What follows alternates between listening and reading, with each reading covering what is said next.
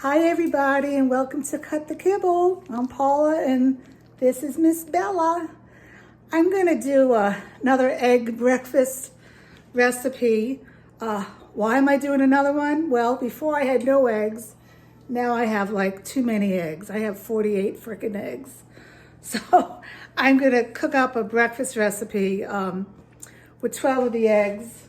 And in here, I don't know if you can see it right here, but I have broccoli, some asparagus, butternut squash, and a little bit of extra sweet potato, very little that I had in the freezer. I cooked it and froze it. And then in here, I have some sardines that I froze because I only used half a can. I have my beef hearts, liver, and blueberries. And why am I doing this video? You've seen me do this before, but I actually wanted to talk to you. I'm lonely.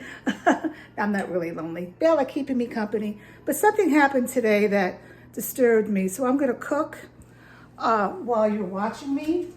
And I'm going to have to move this so you can see what I'm doing. And you're not going to be able to see me. But that's okay. You can hear me. So in this frying pan, I have some coconut oil. Coconut oil has a high burning point, that and avocado oil. So that's always good to use. You don't really want to put EVOO in your frying pan to make the eggs not stick, because EVOO, extra virgin olive oil, has a low burning point. So you've seen this recipe. Why am I talking to you today? Well, I belong to many groups on Facebook, and I belong to this one dog group. I'm not going to tell you what the group is. It's really not important to the story. But it's a group that, let me add a little bit of water to this real quick. Hold on. It's a group where a new member, she's a new member like this month, and she asked, what do Bichons die from? Wow. So I started reading the answers, and there were many answers.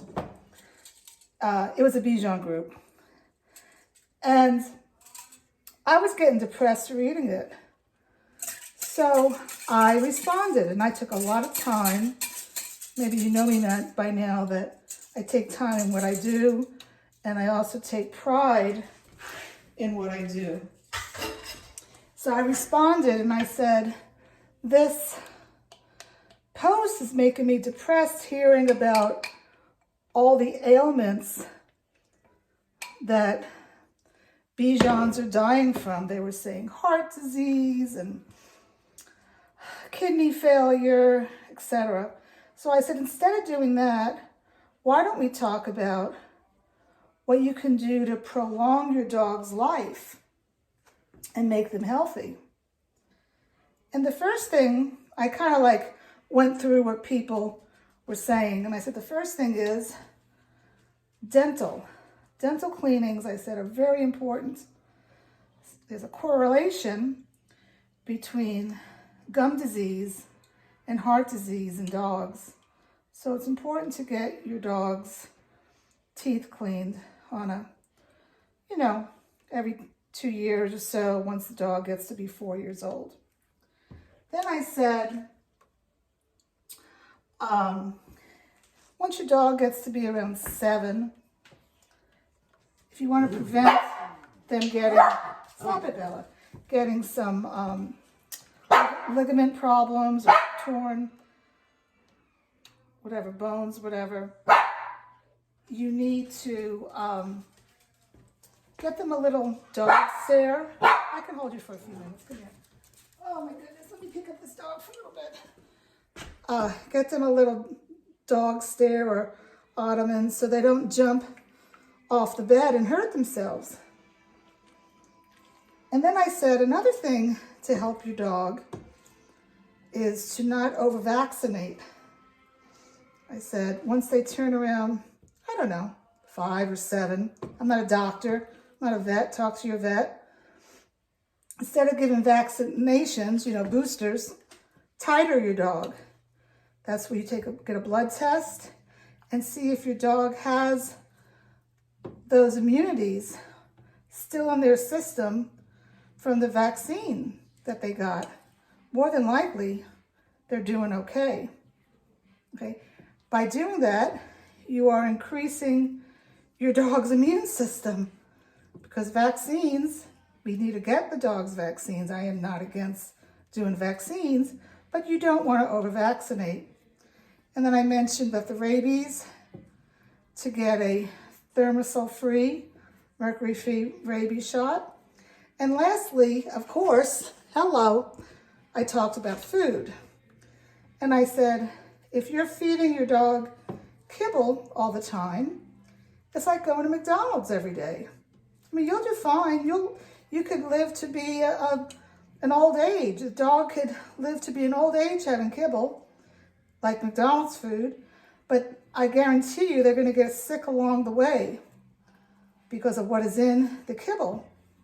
And I said, by feeding your dog species appropriate vegetables and high quality protein, you are actually increasing your dog's immune system, and they're going to live a long, healthy life.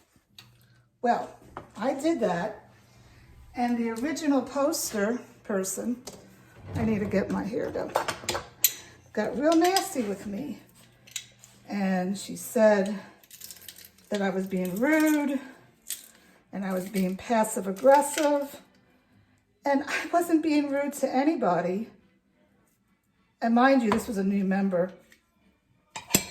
I was educating people. I was giving them facts. And it really upset me. So I had to get hold of the administrator.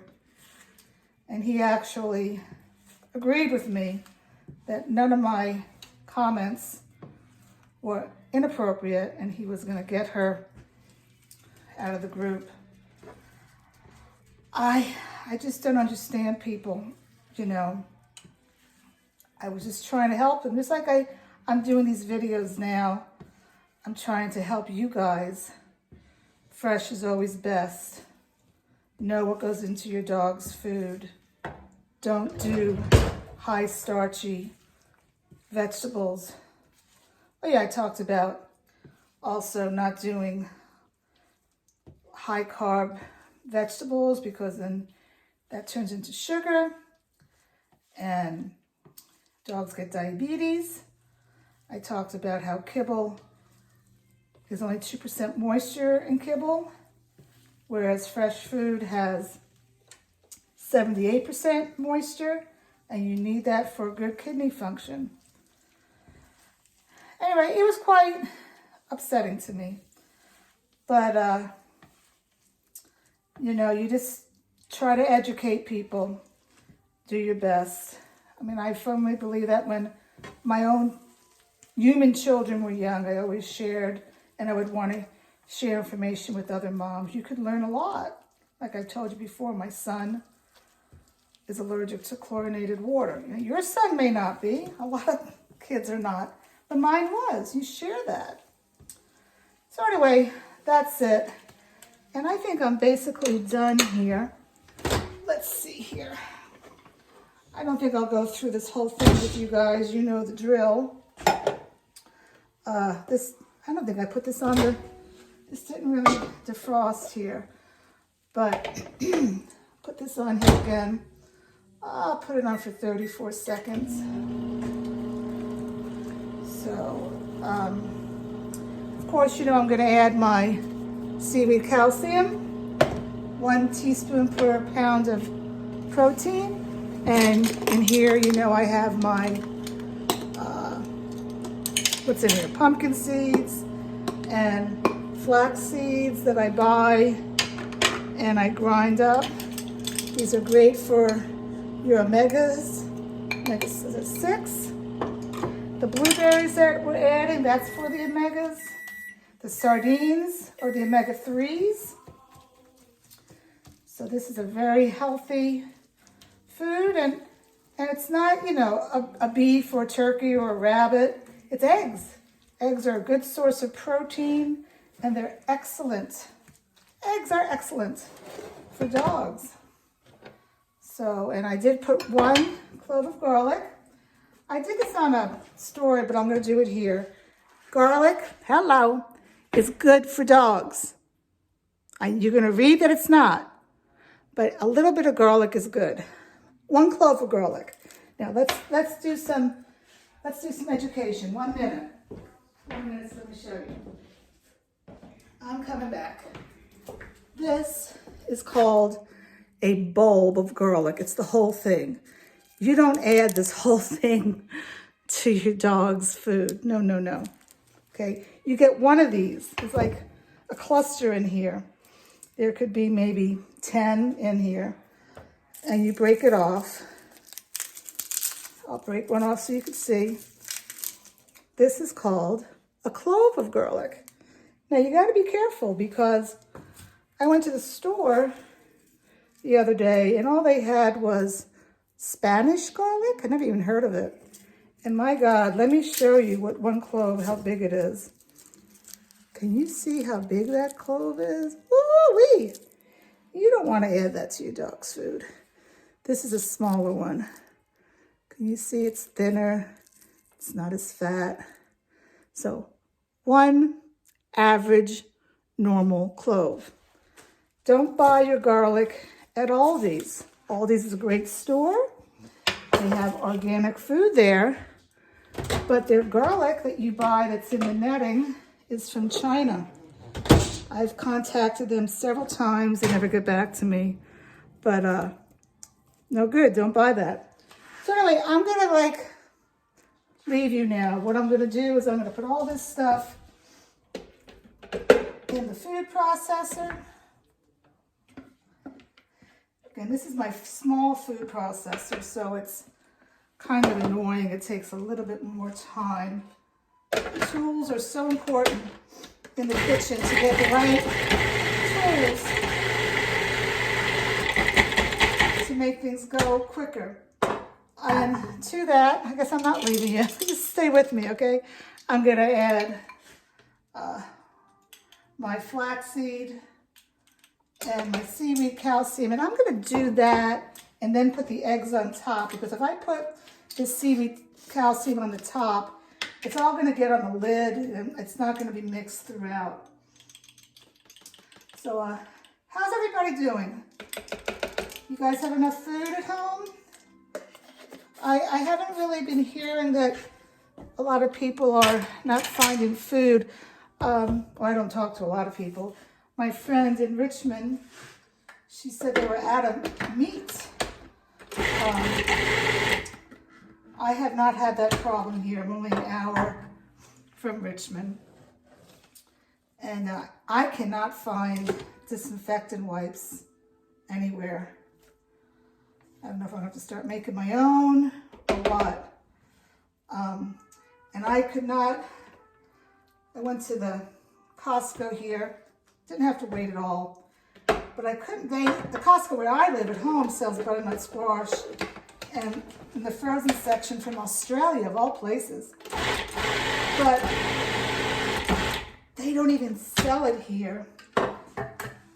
Oh, so my neighbor was so nice. She went to Wegmans and got me 7 bags of butternut squash, because I use butternut squash as my first go-to. And then I'll alternate with pumpkin or sweet potato. I used to always just do sweet potato, but then I learned from Dr. Morgan that, I don't know if it was Dr. Morgan, one of the other vets I follow, that you need to alternate it. So it's still good for you. It's very good for you. So anyway, I called my husband at home, because he's at home and I'm here at the lake, and I said, there's a huge bag of butternut squash downstairs for Bella. I said, please, when you're making some chicken or meatloaf, I don't even know if he's cooking because I did all the cooking. I said, use that, it's so good. So, let's see, how long have I been talking? For 14 minutes. And I'm done. I'm just going to measure this out with the scale. And I'll probably get maybe like 11 breakfasts out of here. All right, thanks for listening. Sorry I had a vent. And my hands are so dirty, I'm not going to pick her up. Alrighty, bye-bye now.